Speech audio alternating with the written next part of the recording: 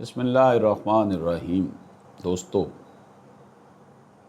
Revenue के matters के हवाले से जमा बंदी का अक्सर हम सुनते हैं और इन चीज़ों की नौ हो आम तौर पर लोगों को नहीं होती। आइए आज हम इसको सीखने की कोशिश करते हैं कि किस तरह पढ़ेंगे जमा बंदी को। जमा बंदी रेवेन्यू के रिकॉर्ड की सबसे इम्पॉर्टेंट जो है वो दस्तावेज़ है। ये मुख्तलिफ नामों के ज़रिए मुख्तलिफ इलाक़ों में फ़र्द, पार्चा या बहुत से मुख्तलिफ नामों से इसको पुकारा जाता है, लेकिन इसका जो जनरल नेम है, आम नेम है, उसे जमा बंदी कहा जाता है। आम तौर पर यही लोग समझते हैं कि ये काम सिर्फ महकमा माल का ही है, वही इसे पढ़ सकते हैं। इसलिए लोग जो हैं इन चक्रों में पढ़ते ही नहीं कि इसमें क्या लिखा हुआ है, क्या नहीं लिखा हुआ है। लेकिन आज की हमारी इस वीडियो में कोशिश होगी कि हम इसको कुछ अंडरस्टैंड करने के काबिल हो सकें।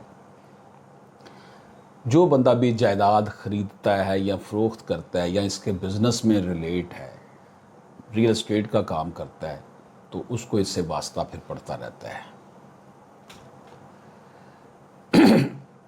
अगर वो कर्ज़ा लेना है, बैंक से लेना है, उसके लिए भी फिर जमा बंदी का रिकॉर्ड जो है वो इल्म उसका होना चाहिए।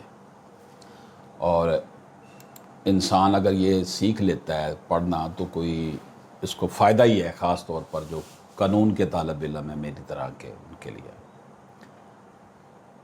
ये जो जमा बंदी होती है ना, इसमें मलकियत और कब्ज़ा के मतलब बात होती है कि मलकियत किसकी है, कब्ज़ा किसका है, पौधे जो लगे हुए हैं वो किसके हैं, इस पर तामीर की नवीयत क्या है, पौधे कौन से लगे हैं, मालिक की नवीयत कौन सी है, ज़मीन की जगह, इसके टुकड़े टुकड़े की किस्म और बहुत सारी दूसरी चीज़ें जमा बंदी का हिस्सा होती हैं। दोस्तों, आम तौर पर जमा बंदी 12 कालम पर मुश्तमिल होती है। हर कालम में मुख्तलिफ़ किस्म की मालूमात हमें नज़र आती हैं। कुछ कालमों में जो मालूमात होती हैं वो बहुत अहम हैं और कुछ में जो मालूमात होती हैं वो इतनी अहम नहीं हैं। जमा बंदी के सबसे ऊपर पर हद बस्त नंबर, ये आमदनी गाँव की हद है। जमा बंदी का साल है। अमूमन जमा बंदी रिकॉर्ड हर 4 बरस के बाद बनाया जाता है।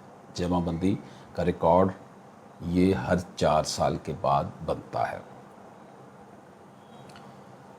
हद बस उस गांव का जिक्र होगा, गांव, तहसील और ज़िले का नाम का जिक्र किया जाता है। तो गोया के सबसे पहले हद बस्त नंबर और जमा बंदी नंबर।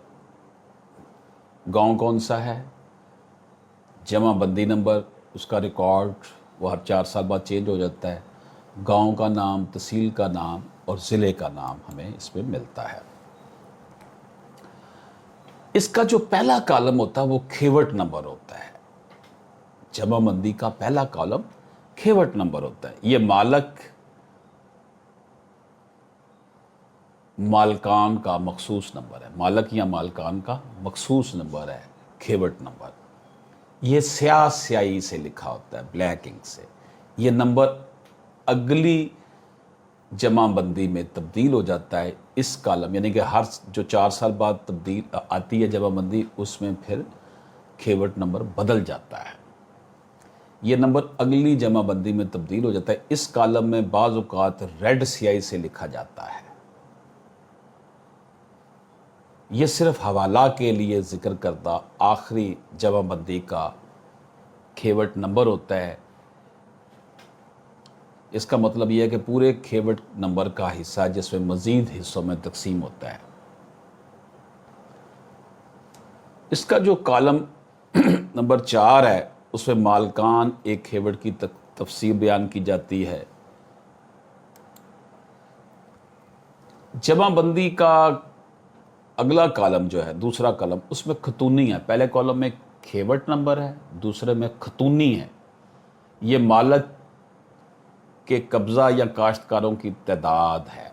کاشتکار یا قبضے کی وضاحت کا ذکر کالم نمبر 5 میں ہے. ہم یہ کہہ سکتے ہیں کہ کالم نمبر 5 میں بیان کردہ کسان یا کاشتکار قابض ہیں وہ خطونی نمبر پر ہیں جو کالم نمبر 2 میں بیان کی گئی ہے.